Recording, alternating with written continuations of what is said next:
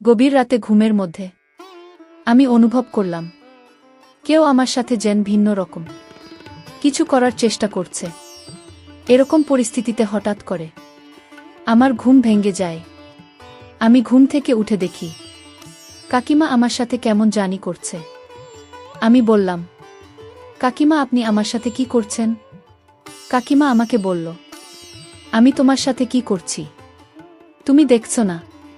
তুমি এত কথা বলতেছ কেন? আমি যা করছি তুমি আমাকে তা করতে দাও। কাকিমার ধমকে আমি খুব ভয় পেয়ে গেলাম। আমি বললাম, আচ্ছা ঠিক আছে কাকিমা, তোমার যা মন চায় তা কর। তারপর হঠাৎ করে কাকিমা যেন একটু উন্মাদ হয়ে গেল। উন্মাদ হয়ে কাকিমা এই ঝড় বৃষ্টির রাতে আমার সাথে যা করল তা শুনলে বন্ধুরা তোমাদের মাথা গরম হয়ে যাবে। বন্ধুরা, গল্পটি অনেক অনেক ইন্টারেস্টিং। আশা করি গল্পটি শুনিয়ে তোমরা অনেক মজা পাবে। বন্ধুরা, তোমাদের নিকট আমার ছোট্ট একটি অনুরোধ, তোমরা দয়া করে আমার চ্যানেলটিকে সাবস্ক্রাইব করে আমাকে সাপোর্ট করবা। হ্যালো বন্ধুরা, আমি ফারদিন।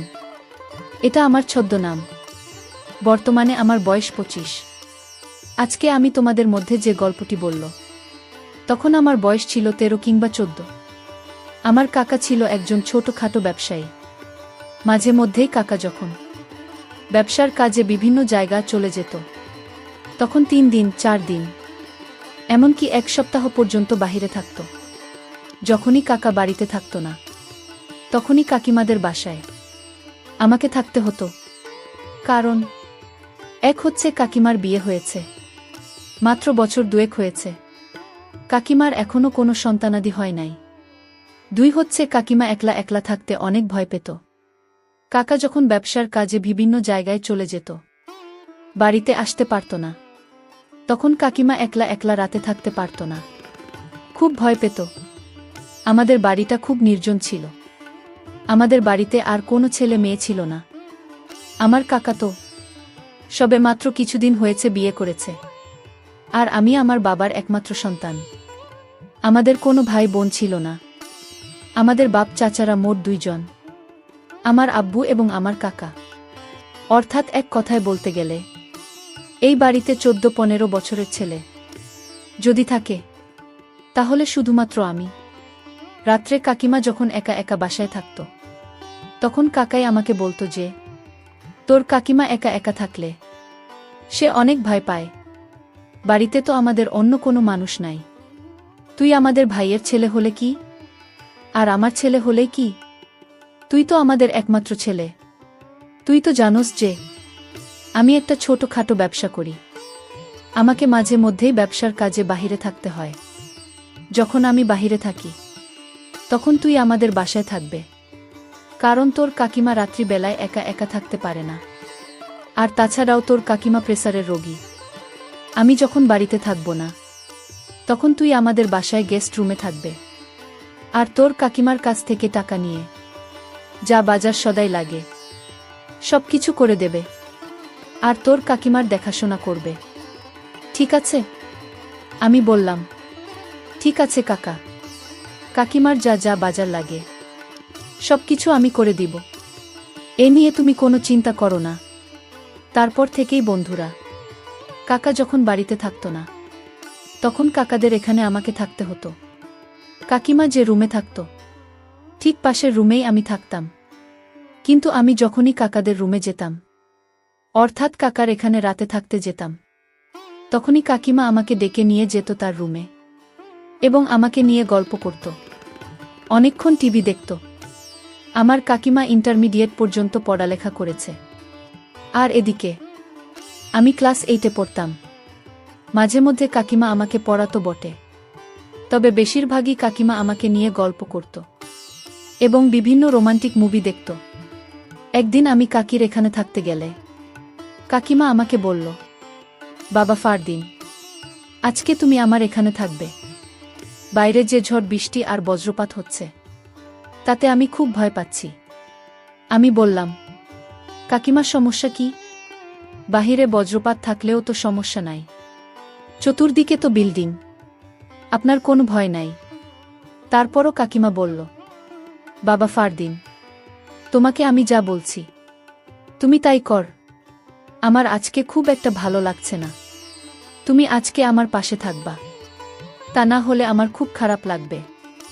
আমি বললাম, আচ্ছা ঠিক আছে কাকিমা, তোমার যেহেতু খারাপ লাগছে তাহলে তো নিশ্চয়ই তোমার পাশে আমাকে থাকতে হবে।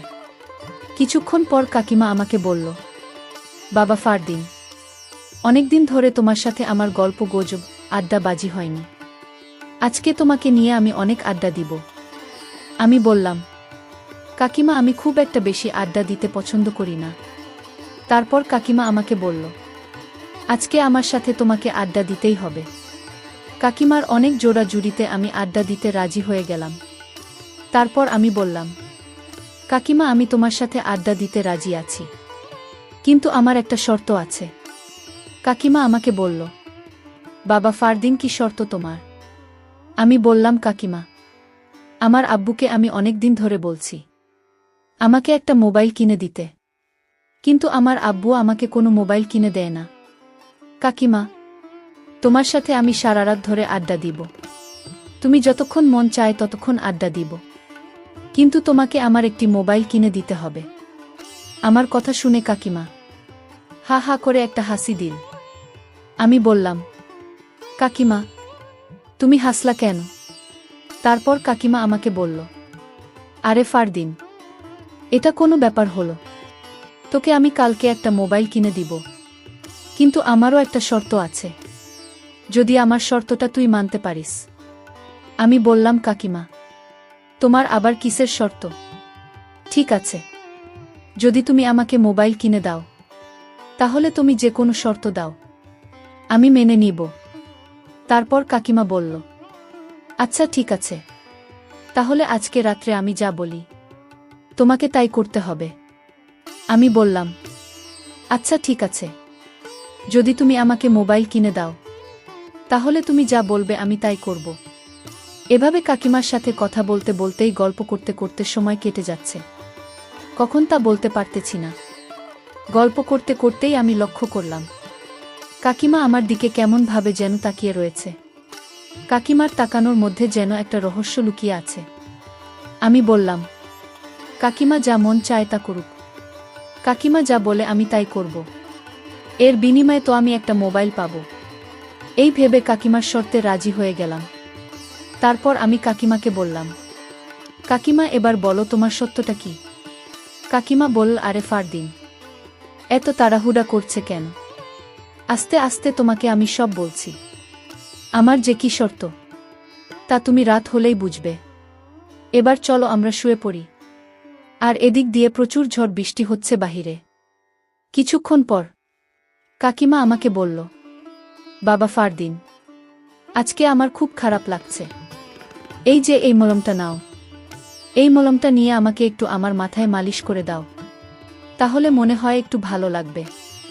তারপর আমি আর কি করুম, বাধ্য ছেলের মতো হয়ে আমি কাকিমার মাথায় মালিশ করতে শুরু করলাম।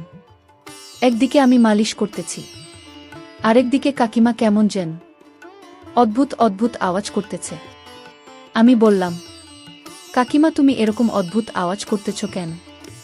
কাকিমা বলল, আরে বাবা তুই এটা বুঝবে না, তোকে যা বলছি তাই কর। আমি বললাম, ঠিক আছে কাকিমা। এই বলে বাধ্য ছেলের মত কাকিমার শিখানো অনুযায়ী আমি তাকে মালিশ করতে শুরু করলাম। এভাবে মালিশ করতে করতে কাকিমা হঠাৎ করে ঘুমিয়ে পড়ল। আমিও ঘুমিয়ে পড়লাম। গভীর রাতে ঘুমের মধ্যে আমি অনুভব করলাম কেউ আমার সাথে যেন ভিন্ন রকম কিছু করার চেষ্টা করছে। এরকম পরিস্থিতিতে হঠাৎ করে আমার ঘুম ভেঙে যায়। আমি ঘুম থেকে উঠে দেখি কাকিমা আমার সাথে কেমন জানি করছে। আমি বললাম, কাকিমা আপনি আমার সাথে কি করছেন? কাকিমা আমাকে বলল, আমি তোমার সাথে কি করছি তুমি দেখছো না? তুমি এত কথা বলতেছ কেন? আমি যা করছি তুমি আমাকে তা করতে দাও। কাকিমার ধমকে আমি খুব ভয় পেয়ে গেলাম। আমি বললাম, আচ্ছা ঠিক আছে কাকিমা, তোমার যা মন চায় তা কর। তারপর হঠাৎ করে কাকিমা যেন একটু উন্মাদ হয়ে গেল। উন্মাদ হয়ে কাকিমা এই ঝড় বৃষ্টির রাতে আমাকে তার সাথে তাল মিলাতে বলল। অর্থাৎ সে যা যা আমাকে বলল আমি তাই যেন করতে লাগলাম। কারণ আমি যদি কাকিমার কথা না শুনি তাহলে তো কালকে কাকিমা আমাকে মোবাইল কিনে দিবে না। একটা মোবাইলের আশায় কাকিমা যা বলতেছে আমাকে তাই করতে হয়েছে। তারপর কাকিমা আমার সাথে এরকম ধরনের কাজ করতে লাগলো, যার ফলে আমার অবস্থা খুব খারাপ হয়ে যেতে লাগলো। তারপর আমি কাকিমাকে বললাম, কাকিমা তুমি আমাকে যে কাজ করার ইঙ্গিত দিচ্ছা সেটা করা কি ঠিক হবে? কাকা জানতে পারলে মনে কষ্ট পাবে। তারপর কাকিমা আমাকে বলল, ফারদিন তোমার কি মোবাইল লাগবে না? আমি বললাম যে কাকিমা লাগবে। তোমার যদি মোবাইল লাগে তাহলে তোমাকে আমার সাথে আজকে একটা কিছু করতে হবে, তাহলেই কেবল তুমি মোবাইল পাবে। তারপর কাকিমা আমার সাথে এমন কিছু করল যে আমার মুখে ভাষায় প্রকাশ করা অসম্ভব।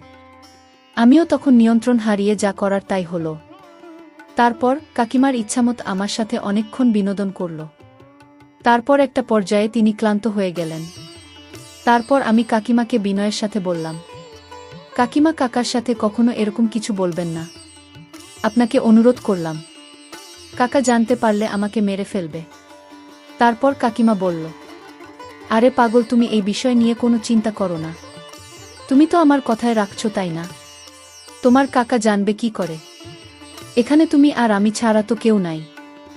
ফারদিন তুমি অনেক সুন্দর, তোমাকে আমার অনেক পছন্দ।